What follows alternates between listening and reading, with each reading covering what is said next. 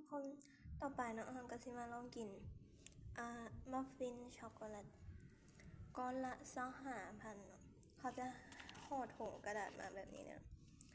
ก็เป็นคนหนึ่งที่ว่าสายช็อกโกแลตอยู่แล้วนะถ้าที่เบิ่งถ้าทุกคนตามเบิ่งมาก็สิงอนออกมาสลายสิแบบ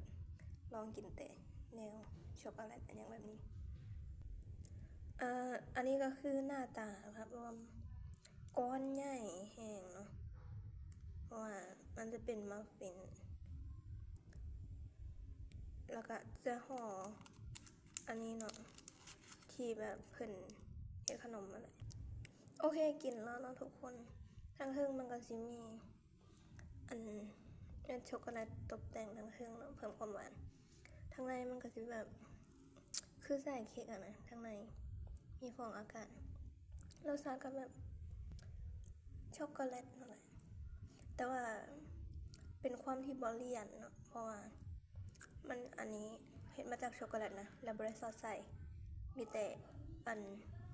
ใส่เม็ดช็อกโกแลตทั้งเทิงเนาะก็เลยแบบรู้สึกพอดีให้คะแนนก็8.5 เต็ม 10เนาะนอกเรื่องเนาะทุกคนอันนี้ก็คือเฮาเป็นคนหนึ่งที่แบบมากินอย่างแบบกินบ่เหลือนะแล้วแบบแกะกระดาษห่อขนมออกมา